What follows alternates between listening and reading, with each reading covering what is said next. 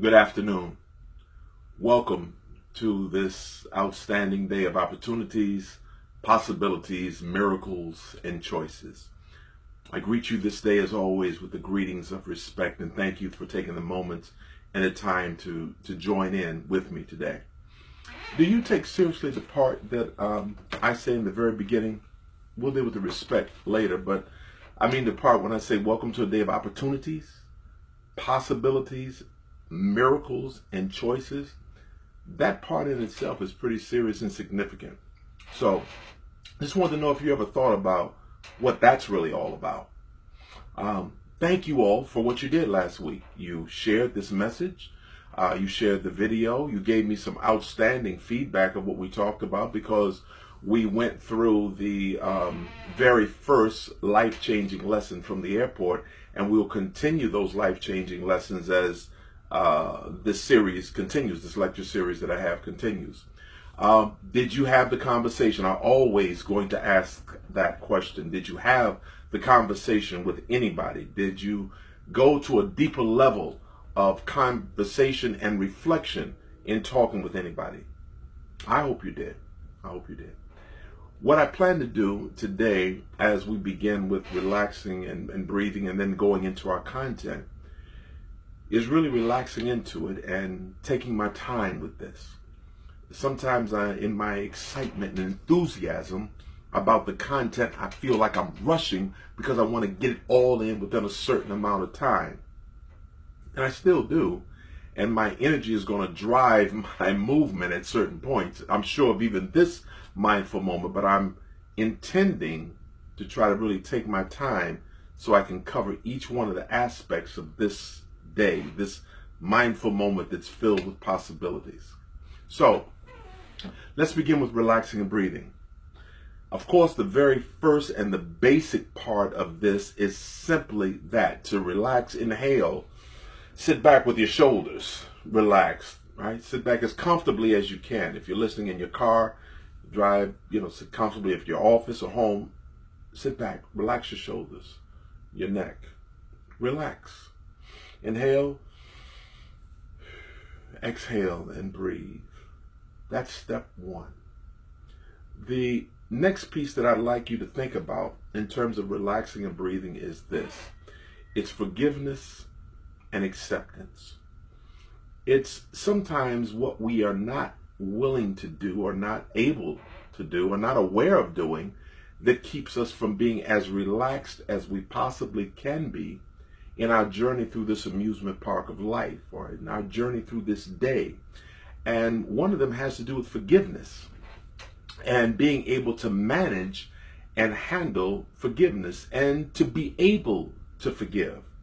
So one of the reasons that some people have difficulty with forgiving is because they think that forgiving means that we have to be friends now. Doesn't mean that. It means that I have to feel good about whatever happened before. Doesn't mean that. Some people think it means I have to forget about what happened. If I can't forget it, and if I can't be friends with you, and I can't feel good about it, then I must not be forgiving. It doesn't mean that. That's not what forgiveness means. It actually has more to do with us, to be able to release that need to try to judge or punish somebody else. So when we think about forgiving, it's not, when we say we're not going to forgive, so what are we going to do? What is the opposite of forgiveness? Retaliation, judgment, punishment. So if there's somebody that you are not forgiving, you are in waiting, trying to judge or rejudge, and maybe you're not even waiting. Maybe you're currently judging that person and trying to punish them. Or you may not have the courage to try to punish them yourself, but you passively sit by and wait for something to go wrong. You're waiting for them to have a mishap or a misstep or something to not go well in their life because you really haven't forgiven them for what they did to hurt you. So you now are waiting and hoping that something goes wrong in their life instead of forgiving and moving on. And again, it doesn't mean forgetting. Our brains doesn't work that way. Our brain is a calculating instrument that gathers and holds and retains information. So it's not about us forgetting, but it's what we do when we remember that incident that may have caused us pain that we at some point said that we didn't want to forgive, that we wanted to punish that person for that particular action or that they did. So I'm encouraging you may be able to relax a little bit better if you can forgive, not forget, not become friends, unless that's what you want to do, and not feel good about what happened, but recognize it for what it was and release the need and that desire to try to judge or punish or undermine that other person's effort. That takes a lot of your good energy away trying to do that. Relax. Breathe. The second part of our relaxing and breathing has to do with acceptance. Acceptance of where you are. It is difficult to relax and breathe if you're not comfortable, if you feel shame about who you are and where you are, because you haven't accepted yourself. And one of the things that brought this to mind is that I know that some of you have brought people close to your life in your inner circle who has made you not feel good about who you are. They remind you that your hair is coming out. They remind you that you've gained a few extra pounds. They remind you of some flaw or deficiency or difference even that you might have in your life. And that's constantly reminded. And so now you haven't accepted yourself. So you're constantly trying to change and be something different. And you're changing your hair color and your nails. And there's nothing wrong with enhancement. There's nothing wrong with improving ourselves. Absolutely nothing wrong with that. The question is, are you doing that because on some level you feel ashamed of how you look, of who you are? Not that we can't improve, but I mean the core of who you are. I remember a conversation, I wasn't going to tell you this, but in taking my time, I thought about it. I had a conversation with Nikolas of the Whispers, who passed away not long ago, well, I don't know, maybe a year or so ago, a couple of years. Had a conversation in his dressing room about gray hair. And it was at a point where I had some people that were talking to me and said, well, we may not hire you, if you think of coloring your hair or something like that. Actually had that conversation with some people. And I told Nikolas, I said, man, I noticed you've always let your hair be natural and gray. How do you do that? He said to me, he said, God did me this way. He designed me this way. Who am I to think better, that I have a better plan and look for myself than God had? Now that was his view, but there was a level of acceptance that I heard from him that became more powerful and meaningful, inspirational, actually to me. There's more of that story as well, but I'm just talking about accepting who you are and making sure that the changes that you make are genuinely just for enhancement, not because you have shame of who you are. The problem with that comes when you put on a mask because of the shame of who you actually are. You tend to sometimes attract people according to that mask. And then you wonder why your relationship is not what it should be or could be, because you have two masks that have connected instead of two people at their core level. Acceptance, so that you can relax and breathe. Let me go straight from there into the next piece on our lesson from the airport, the life-changing lesson from the airport. Last week, we talked about determining your destination, being clear about where you want to go. The second lesson that I've learned from being at the airport is this. At a certain point, you have to stop, be still, and select the flight or airline that's going to get you to where you want to go. You can't just get on any flight, because you may end up anywhere. So you have a clear picture now because of determining your destination of where you want to end up. You know what that needs to look like. So now you need to make sure that you're in a vehicle or flight that's getting you to exactly where you want to go. And you can tell as you look out the window, wait a minute, I'm getting closer to, there's the water, or there's the mountains, or there's the building, whatever. You know what it looks like when you're getting close if you've determined your destination. But you also know what it looks like if you're getting farther away from your goal. Being still to select your destination. A few years ago, I was with a dear friend of mine and filmmaker Chan, D. Chanson Berry, out in California. He took me up to the mountains. And I looked over. Peaceful, quiet, beautiful. I said, oh, this is nice. Quiet. I said, do you bring many people up here? He said, no, I don't. I said, why not? He said, because for some people it's too noisy. I said, how can it be too noisy? He said, because when it gets quiet like this and you stop to be still, you start to hear your inner voices. And for some people, that's too loud. That's too much. That's too many distractions. That's too much of a message of things that they need to do different in their life because they're not in a vehicle that's getting them to where they want to go. So let me bring this even closer to home in terms of our life now. How about in terms of your career, in terms of your health, and in terms of your relationships? Are you in a vehicle that's getting you closer? So let's start with your career. Are you in a career that's heading you towards where you want to be? Your ultimate goal. What is that goal ultimately? Not just a promotion, not just a degree, not just a new title, but are you getting closer? So 6 months from now, say April of next year, if you keep doing exactly what you're doing, are you in a vehicle, are you on a path that career-wise is taking you closer to where you want to end up? Or is it possible you need to change flights and get in something that's going to move you closer? You need three things. You need knowledge of whether this vehicle is getting you closer to where you want to be. You might need some finances because some flights cost a little bit more than others. Do you have the finances to support the direction that you're trying to go in terms of your career? And you know the third thing you need? Courage. You need courage to get off that flight and get on a flight that's going to get you to the career that you want to end up in.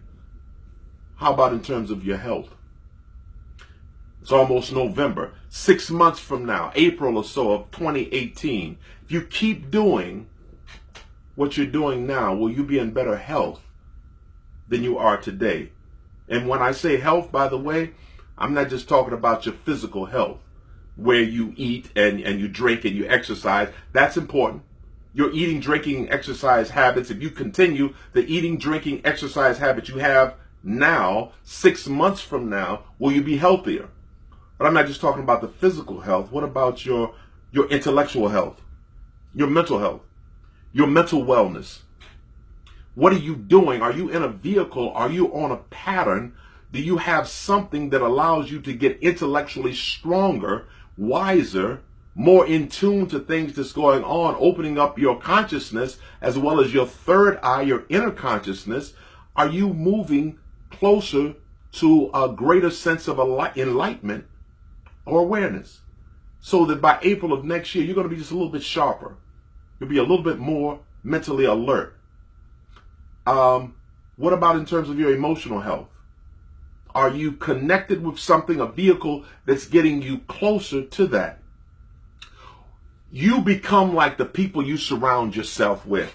So in terms of that vehicle, ask about who you're traveling with. Look at their mental health, their emotional health, their physical health.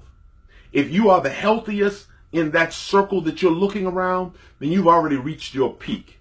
If in order for you to be mentally stronger, emotionally stronger, morally stronger, intellectually stronger, you've got to be around people who are stronger than you are.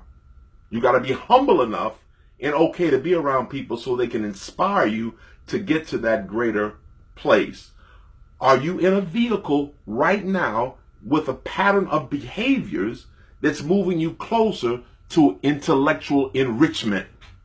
You got to be still to be able to do that. You can't just keep moving by. You got to stop, look at these different choices and options that you have. And if I take this flight, if I spend time with this kind of person, if I go to these type places, if I do these sort of things, this is how I'm going to end up. That's not going to get me where I want to go.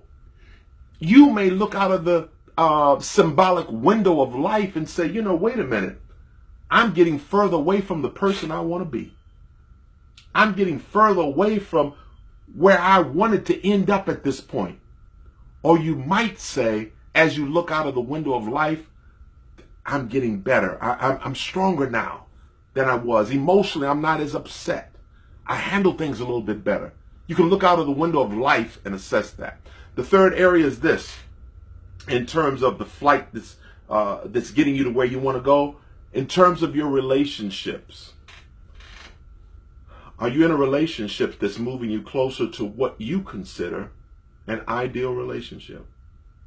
And I don't mean just your relationship with your partner or your spouse or wife or husband, boyfriend, girlfriend. I mean relationship with anybody, with your children, with your parents, with your siblings, with those who you would call your best friends. If you continue with the habits and behaviors that you have now, are you moving closer to being in a stronger and a better relationship, what you call an ideal relationship?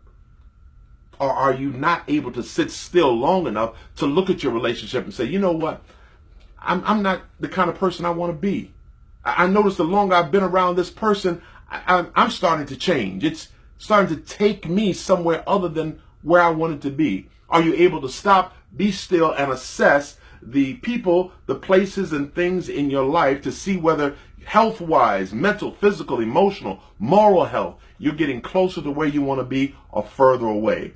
In terms of your career, when you sit still, can you do that long enough to see I'm getting closer to the kind of career goal that I want? Or are you on a cycle of just going around in a circle, just like, at the airport, where you're not really making traction? You walk around because you haven't stopped to really make that assessment, and you look, wait a minute, I just passed by this Dunkin' Donuts a few minutes ago. I'm at the same, you done walked in a doggone circle.